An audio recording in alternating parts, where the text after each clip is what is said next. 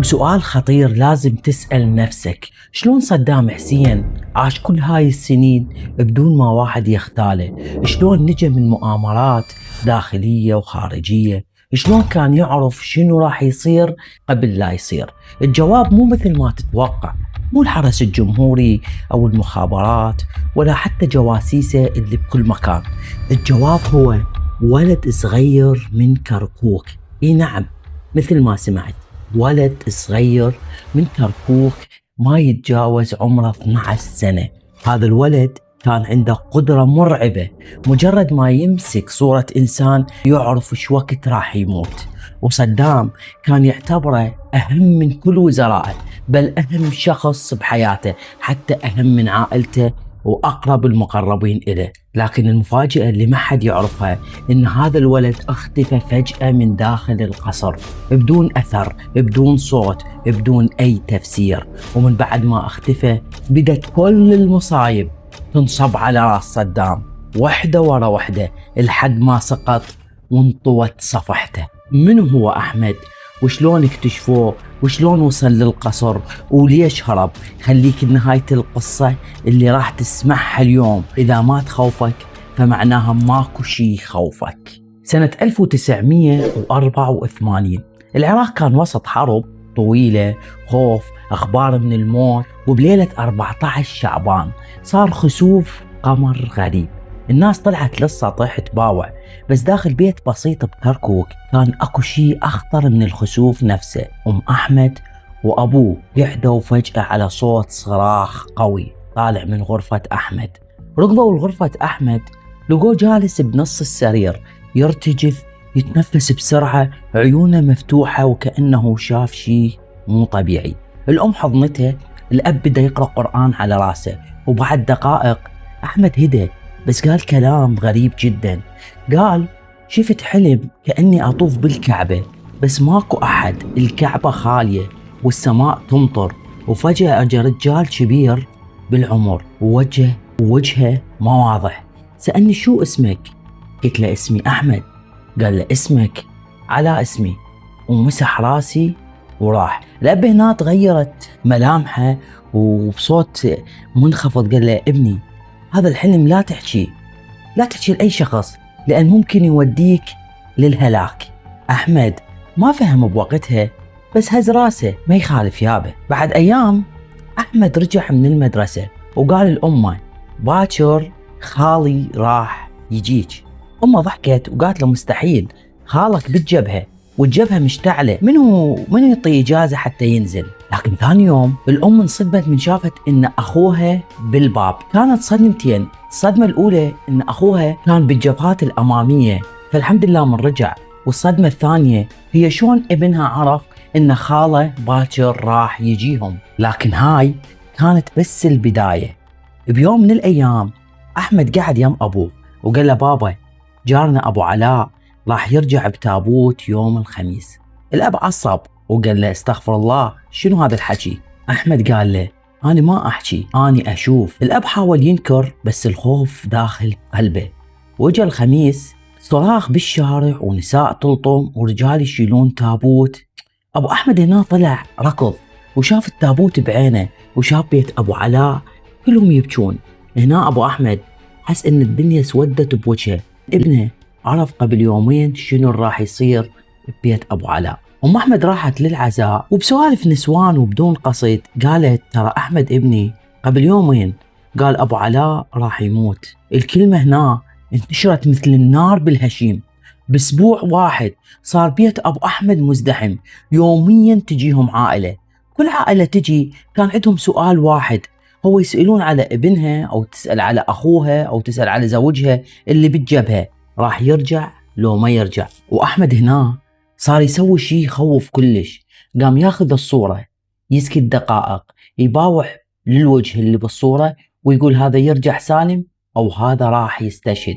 هيلو كمية الرعب أن تنتظر مصير ابنك أو أخوك أو طفل ما يتجاوز عمره 12 سنة. ومع الوقت صار أحمد حديث كركوك كلها، وبعدها صار حديث العراق. جرائد عديدة كتبت عنه، وبعدين برنامج تلفزيون العراق قرر يستضافه، وبسنة 1989 ببرنامج رسمي اختبار مباشر أخفوا أشياء، كتبوا أسماء، سووا أسئلة مفاجئة، وأحمد جاوب صح بشكل صادم. الحلقة انتشرت بالعراق مثل النار، لكن اللي ما كان أحد متوقعه إن شخص واحد كان يتابعه بعين مختلفة: صدام حسين. صدام كان معروف إنه يؤمن بالسحر والعرفانيين، وكان يحب يعرف المستقبل قبل لا يصير. من شاف أحمد قال للسكرتيرة: أريده عند الليلة قبل الفجر. وباليوم التالي سيارات مرسيدس مظللة وقفت قدام بيت أحمد، ونزلوا رجال أمن بملابس رسمية. قالوا للأب: الرئيس يريد ابنكم أحمد. الأم صارت تصيح، الأب انصدم بس ما قدر يرفض. أخذوا أحمد البغداد للقصر الجمهوري. دخل أحمد للقصر الجمهوري، ممرات طويلة، حرس بكل زاوية، وجوه جامدة، والجو كان كأنه سجن فاخر. وأخيرا دخل مكتب صدام حسين. صدام كان جالس ينظر أحمد بهدوء. أحمد بدأ يرتجف لأنه شاف الشخص اللي العراق كله كان بوقته يخاف منه. صدام قال له: تعال يمي، لا تخاف، بس أريد أعرف شنو عندك. وبعدين قرر يختبره. صدام نادى الحرس وقال له: روح للغرفة المجاورة وسوي شيء بسيط. الحرس طلع. صدام التفت لأحمد وقال له: هسه شنو يسوي هذا الحرس بالغرفة؟ أحمد سكت وركز، وبعدها قال له: جاي ياكل تفاحة. صدام وقف فجأة وضحك بصوت عالي وقال: صدق أحمد صار ملك مخفي داخل القصر. صدام خلى أحمد يبقى بالقصر تحت الحراسة، وما عاد يسمح لأحد يزوره، وأيضا ما يخلي أحمد يرجع لبيته. صار ياخذ إياه بكل زيارة، بكل سفرة، بكل اجتماع. ليش؟ لأن أحمد كان يحس بالخطر قبل لا يصير. وبوحدة من الأيام صدام كان متجه لزيارة محافظة.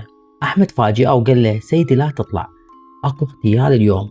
صدام توقف وخلى الموكب يطلع بدون وجوده، وبالطريق الموكب تعرض لهجوم RBK وتفجيرات، وماتوا الحرس وتدمرت السيارات. لو صدام كان موجود كان انتهى كل شيء. من سمع صدام الخبر حضن أحمد وقال له: أنت نقذت حياتي. بعد فترة أحمد قال لصدام: سيدي راح ندخل الكويت. صدام ما رد، بس بعد 3 أشهر صار الغزو حقيقي. أحمد بدأ يحس إن كل اللي يشوفه يتحقق، وأنه صار جزء من قرارات تدمر بلد كامل. أحمد قال لصدام: راح تنسحب من الكويت وراح يصير قصف، وبعدها الشعب راح يثور عليك.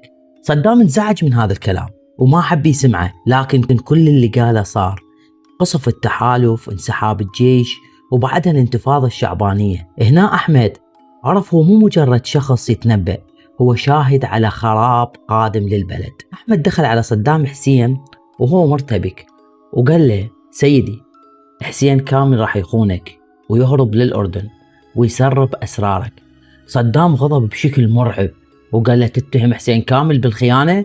وبأمر واحد أحمد انحبس. لكن بعد أشهر الصدمة صارت، حسين كامل هرب للأردن فعلا. صدام طلع أحمد من السجن، لكن أحمد صار يعرف الحقيقة: إذا بقى بالقصر يعني وقع على عدامه. ومن ذاك اليوم كل ما يسألون عن المستقبل يقول: ما أشوف، مشوش، ما أعرف. مع الوقت بدأوا يملون من عنده، وصدام صار يقل اعتماده عليه. وهنا أحمد شاف الفرصة الوحيدة بحياته هو الاختفاء من القصر. وبيوم من الأيام الحرس راحوا لغرفة أحمد، فتحوا الباب لقوا الغرفة فاضية، لا أحمد، لا أثر، ولا حتى دليل على هروبه. بحثوا بكل القصر، سكروا كل المنافذ، حققوا ويا الحرس، ماكو شي، وكأنه تبخر. بعد أيام وصلت معلومة إن أحمد هرب خارج العراق ووصل للإمارات. الناس كلها كانت تنظر لأحمد بعد 2003 وأسرار القصر ويحاولون يكشفون شي، لكن المفاجأة أحمد اختفى مرة ثانية. لا مقابلات، لا ظهور، ولا حتى تصريح رسمي، بس إشاعات قوية يقولون أن أحمد صار قريب من شخصيات نافذة، ويقولون صار يعرض ملفات إذا انكشفت تهز دول. لكن الشيء المؤكد أن صدام حسين لما فقد أحمد صار مكشوف، وصارت نهايته قريبة. وهاي كانت قصة أحمد، الولد اللي كان يسموه ساحر صدام السري. قصة مو طبيعية، وغموض لحد اليوم باقي. إذا تريد جزء ثاني عن أسرار أحمد بعد 2003 اكتبوا لي بالتعليقات الجزء الثاني. ولا تنسون الاشتراك، لأن القصص الجاية أخطر وأحلى.